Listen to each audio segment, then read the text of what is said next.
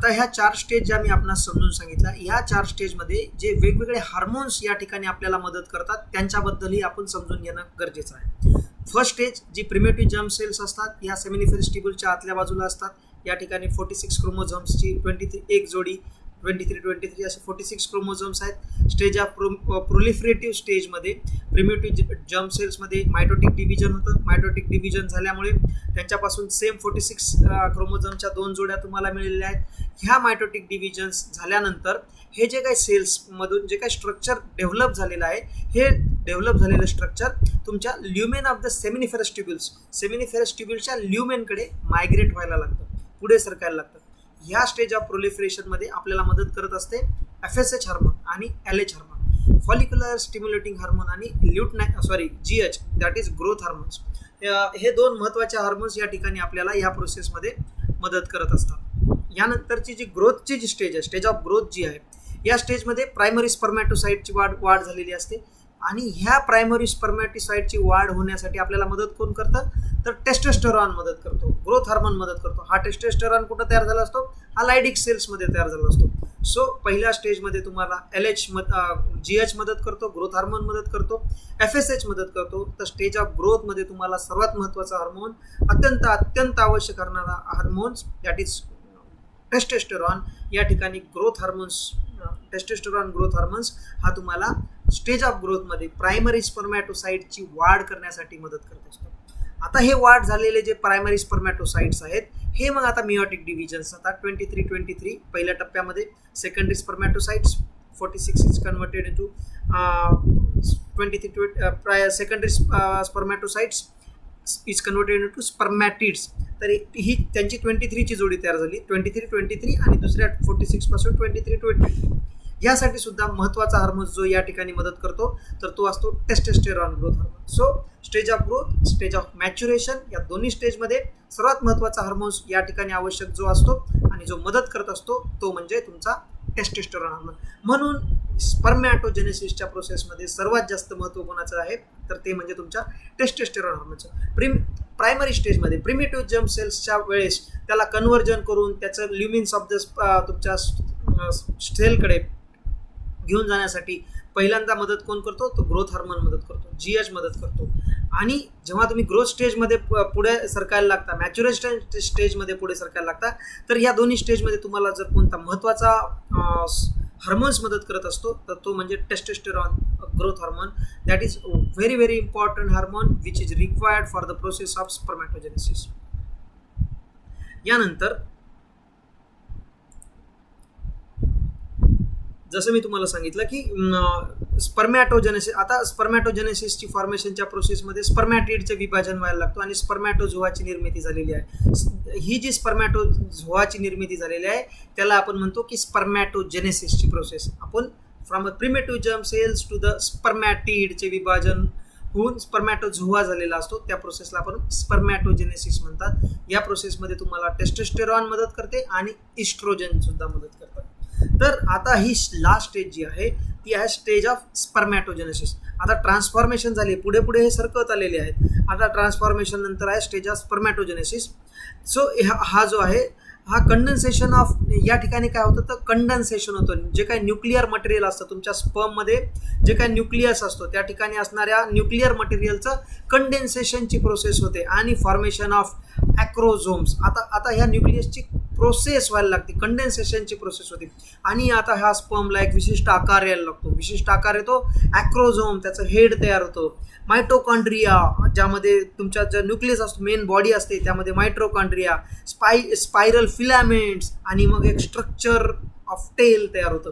अशा प्रकारे स्पर्मॅटोजेनेसिसच्या प्रोसेसमध्ये कंडेन्सेशनच्या प्रोसेसच्या मदतीने तुमच्या जो काही स्पर्मॅटिड तुमचा तयार झालेला आहे, स्पर्मॅटिड विभाजन होऊन स्पर्मॅटोझोआ तयार झालेला आहे.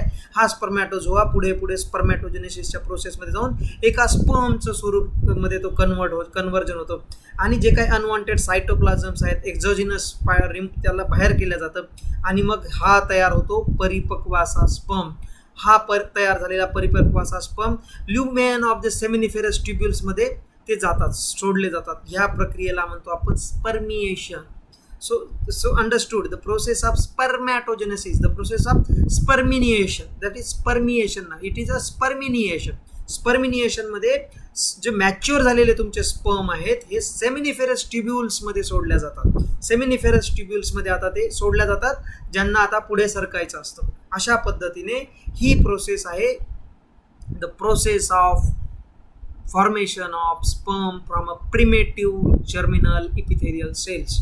तर ही सेल्सची ही प्रोसिजर तुमच्या जर लक्षात आली असेल, स्पर्मॅटोजेनेसिसची प्रोसेस लक्षात आली आहे. स्पर्मॅटोजेनेसिसच्या प्रोसेस नंतर तयार झालेला स्पर्म जो आहे तो स्पर्मिनिएशनच्या प्रोसेस थ्रू तुमच्या सेमिनिफेरस ट्युब्युल्स पर्यंत आणून सोडला जातो. ही जी प्रोसेस आहे this completes the process of spermatogenesis. So in shorts आता मी तुम्हाला 3 हार्मोन्स बद्दल माहिती सांगितली. या व्यतिरिक्त ओव्हरऑल संपूर्ण ह्या शुक्र निर्मितीसाठी अनेक हार्मोन डायरेक्टली इनडायरेक्टली कंट्रोल करत असतात, सपोर्ट करत असतात. बऱ्याच वेळेला तुम्हाला स्पर्मॅटोजेनेसिसची प्रोसेस कंट्रोल करावं लागते, बऱ्याच वेळा तुम्हाला ती इनिशिएट करावं लागते, बऱ्याच वेळा ती तुम्हाला कंटिन्युएशनमध्ये ठेवावं लागते. सो ह्या तिन्ही स्टेजमध्ये आपल्या शरीरामधले 7 वेगवेगळे हार्मोन्स या ठिकाणी कार्यरत असतात.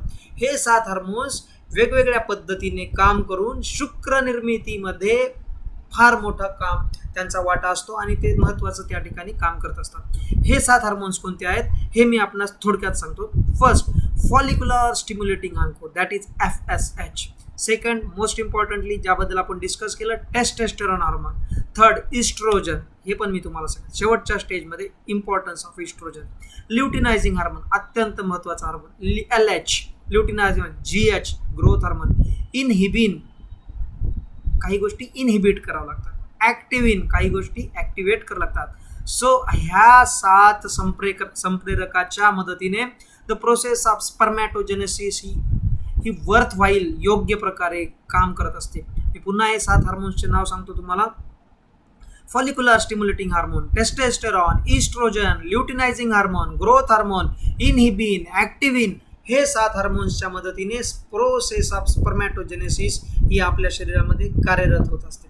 थोडक्यात आता एक तुम्हाला ह्या 7 हार्मोन्सबद्दल एका 2-2 वाक्यामध्ये मी तुम्हाला त्याचं इम्पॉर्टन्स, त्याचे कार्य, त्याची क्षमता, किती जाती प्रोडक्शन होतं हे मी आता यापुढे तुम्हाला सांगणार आहे. फर्स्ट आहे FSH, फॉलिक्युलर स्टिम्युलेटिंग हार्मोन. हा हार्मोन जो आहे अँटेरियर पिट्युटरी ग्लँडमधून रिलीज होत असतो. स्पर्मॅटोजेनेसिसच्या प्रोसेसमध्ये सुरुवात करण्याचं काम, ही स्पर्मॅटोजेनेसिसची जी प्रोसेस आहे ही इनिशिएट करण्याचं काम जर कोण करत असेल तर फॉलिक्युलर स्टिम्युलेटिंग हार्मोन हे करत असतं. याकरता प्रिमेटिव्ह जर्म सेलची वाढ करणे हे FSH करत असतं. सर्टोली सेल आणि अँड्रोजन बाइंडिंग प्रोटीनची निर्मिती करणे यासाठी उत्तेजना देण्याचं काम सुद्धा हे FSH करत असतं, ज्यामुळे ही स्पर्मॅटोजेनेसिसची प्रक्रिया ही ॲक्च्युअली सुरू होते.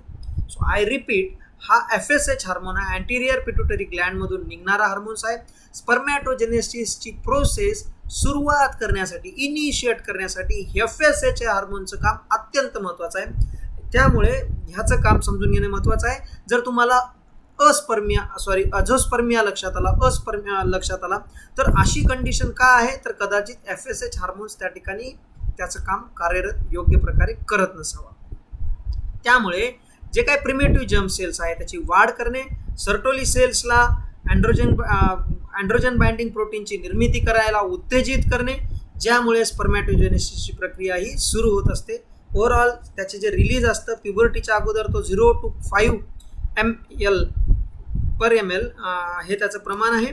तर ड्युरिंग प्युबर्टी ते 0.3 to 10 मायक्रो ml आहे युनिट, 0.3 to 10, आणि अडल्टमध्ये 1.5 to 12.4 ml/ml इतक्या प्रमाणामध्ये तो रिलीज होत असतो. ॲव्हरेजली 1.5 to 12.4 या प्रमाणामध्ये अडल्टमध्ये जर तो अवेलेबल असेल so that is considered to be the normal concentration of FSH. So FSH इनिशिएशनसाठी सर्वात महत्त्वाचा हार्मोन आहे.